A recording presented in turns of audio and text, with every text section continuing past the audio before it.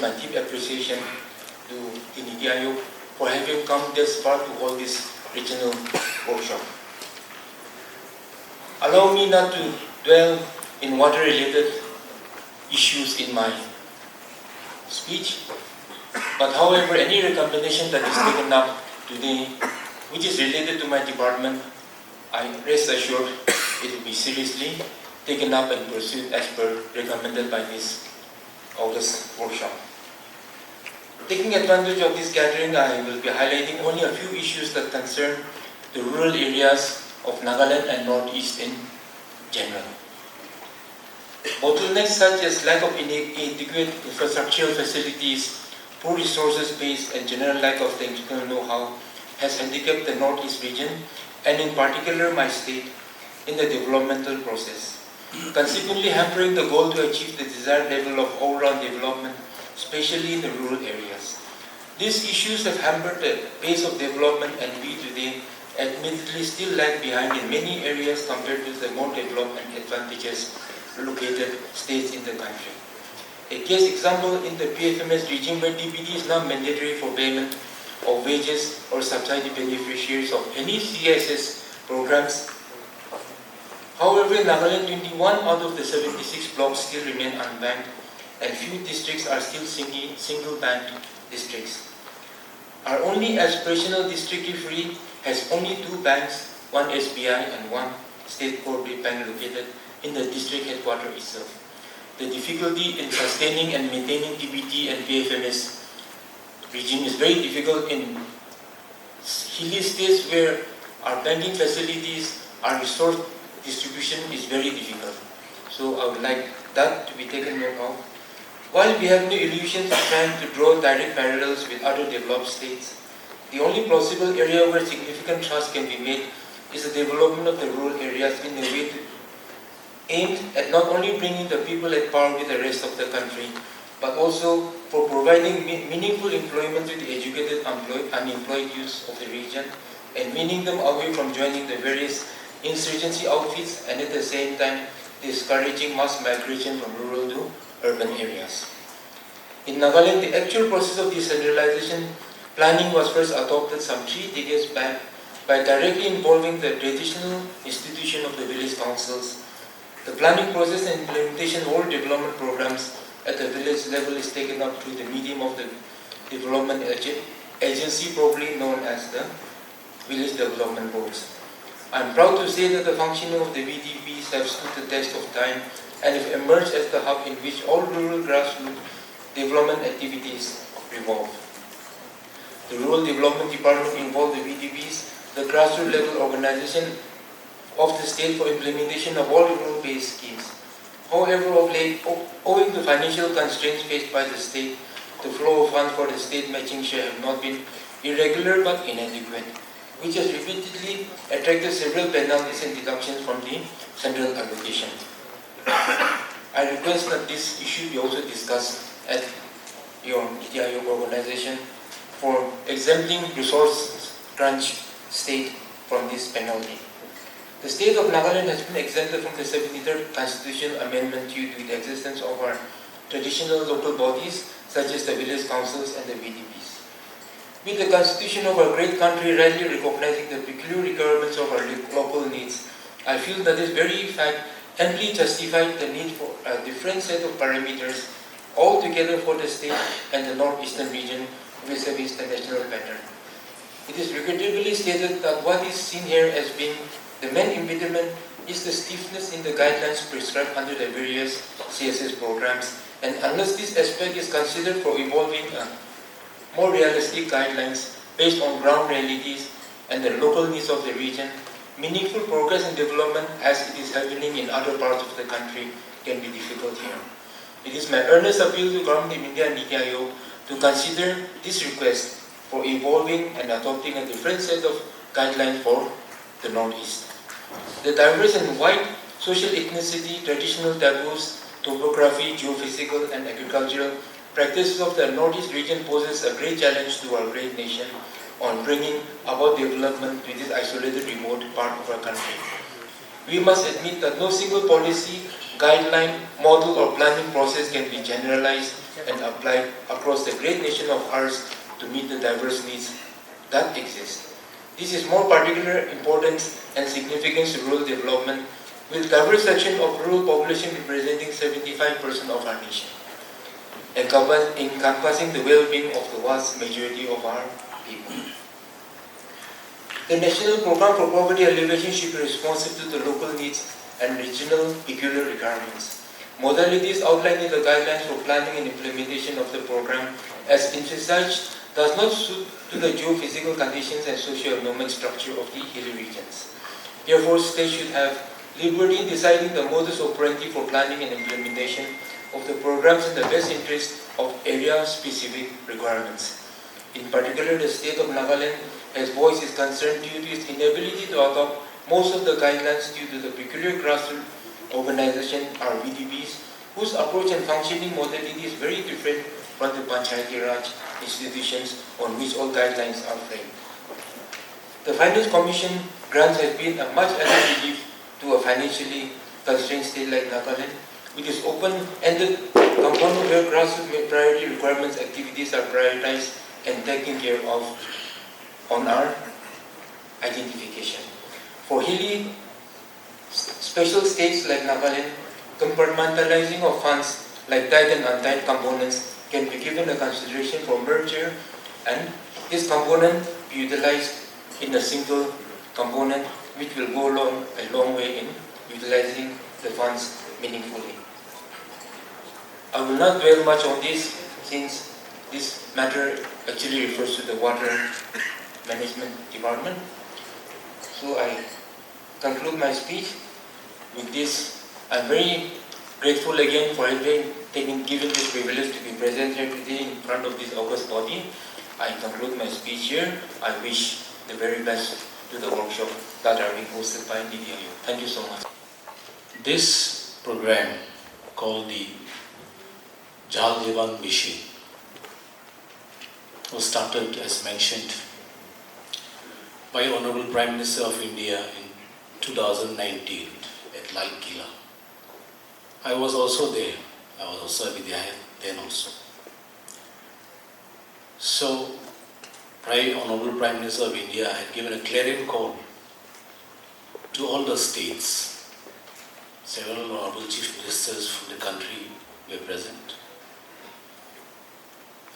And we got, every subsequent day we used to get a call from the Ministry of Jal Shakti, regulating our performance day-to-day basis, because this project was on mission mode.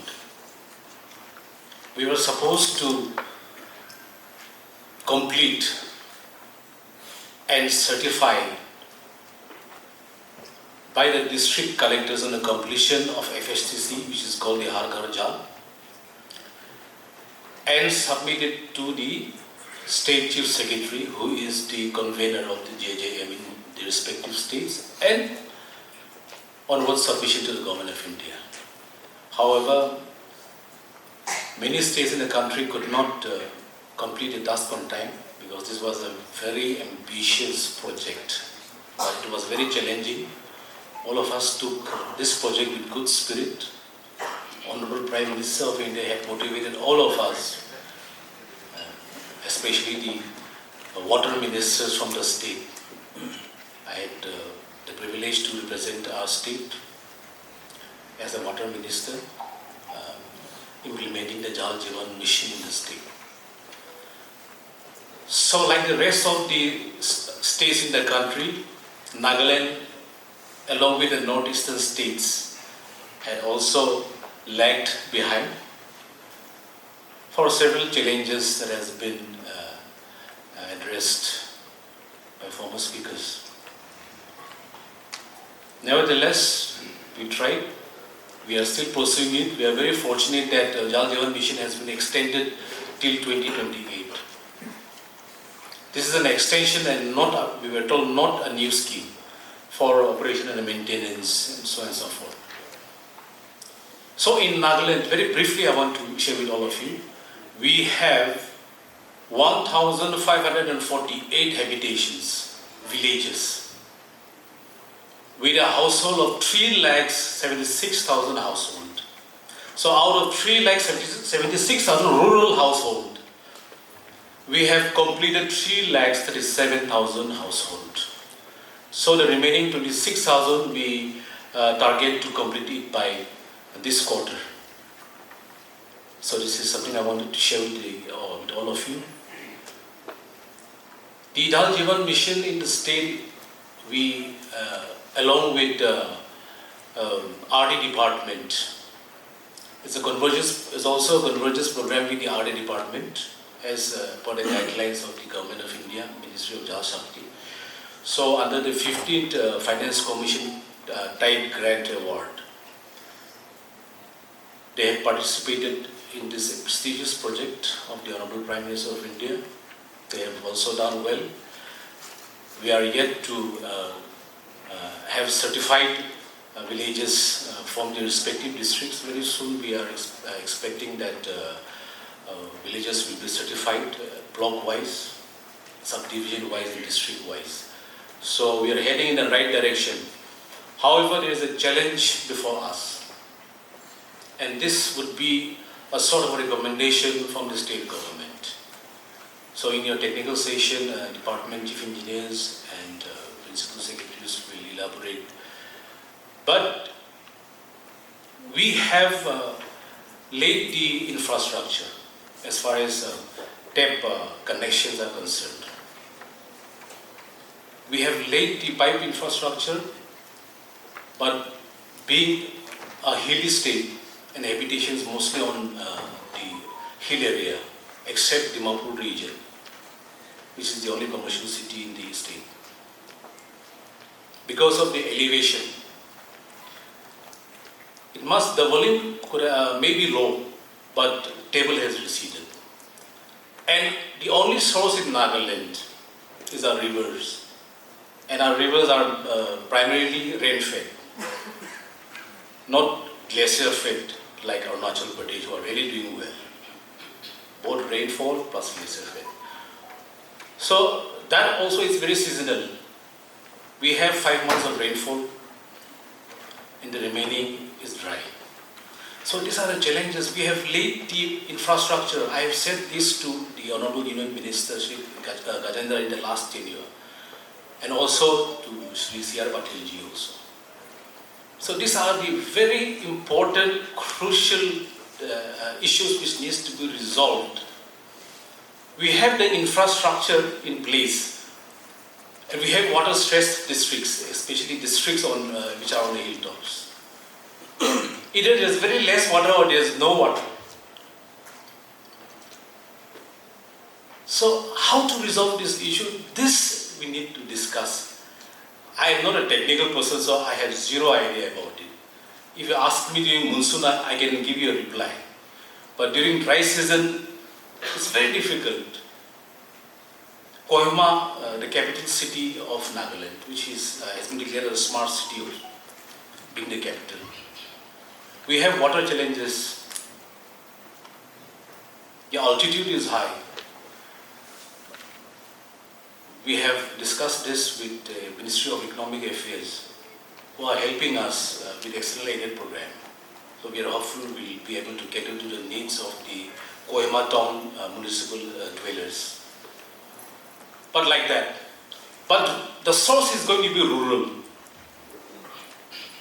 There is no water in the municipal area. So we are getting the source from the rural. It's a standalone project. So the assistance may not be very large, but likewise in the districts, we have 17 districts in the state now. Each district we have town and municipal areas. So those town dwellers are running short of water. Though we are not, PHE is not authorized to cater to the town and municipal areas, but the source is rural, so we get involved in the augmentation of water supply in the town areas also.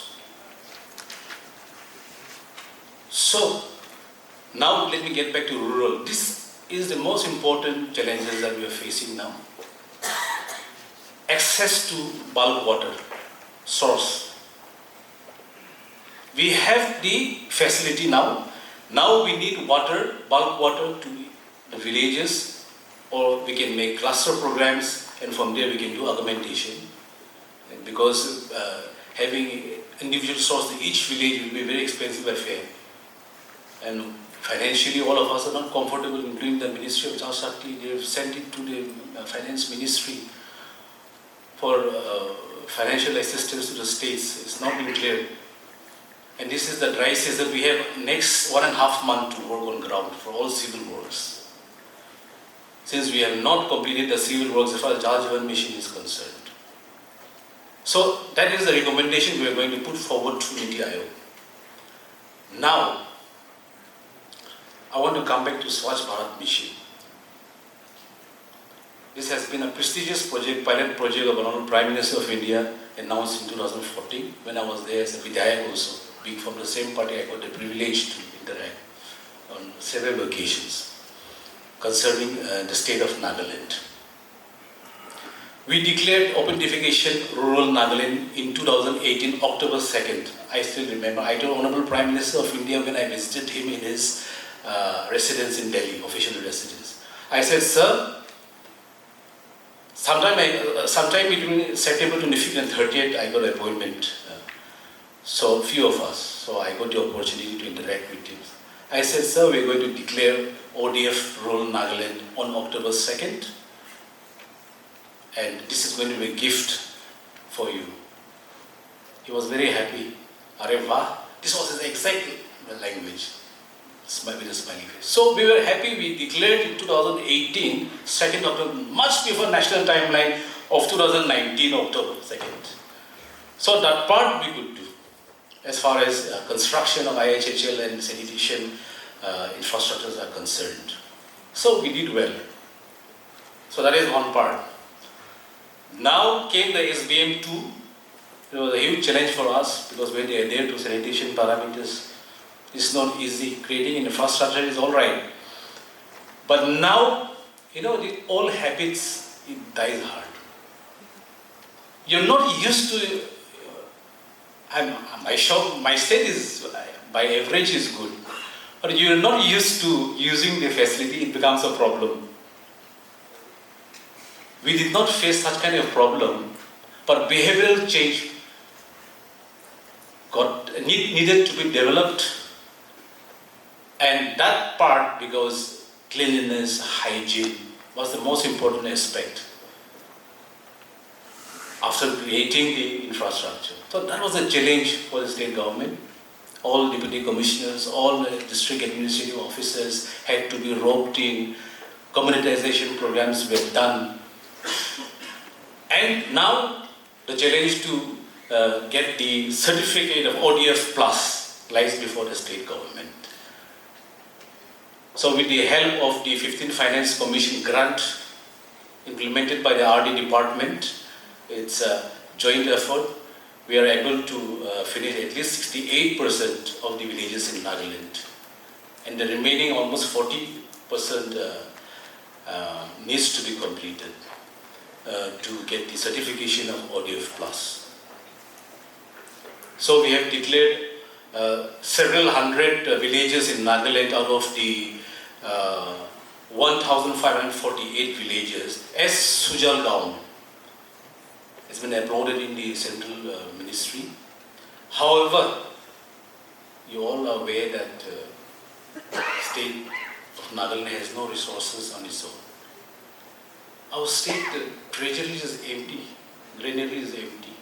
Our people are exempted from income tax, the Section 1010D or income tax laws. So government has no money. It's survived by the grant and aid given by the government of India. However, there's a political issue behind it. I would not like to dwell into the history of how state was created. But it was agreed upon for development, administrative expenditures, and so on and so forth. Government of India will borne all the expenditures.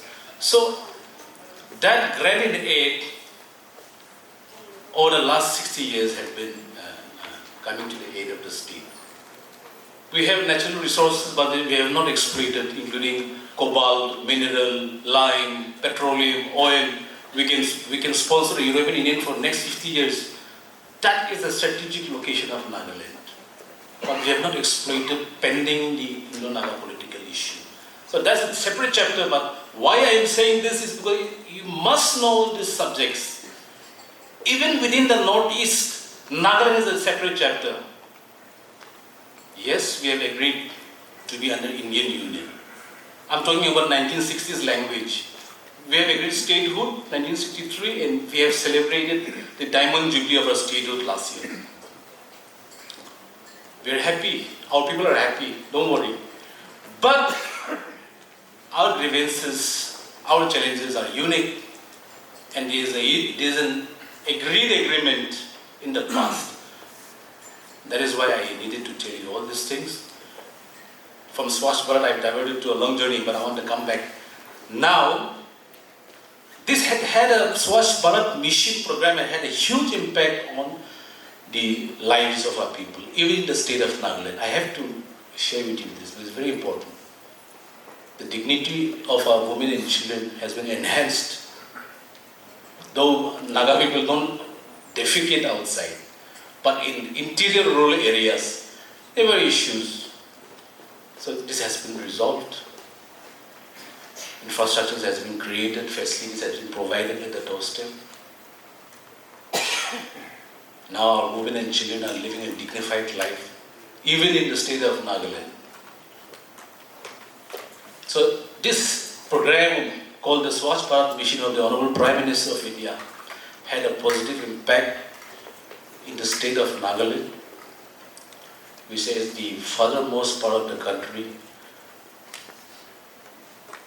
As Honorable Prime Minister had said, to the last man standing in the last village, everybody has got the benefit as far as the rural programs are concerned, which includes Jal Jeevan Mission and Swachh Bharat Mission.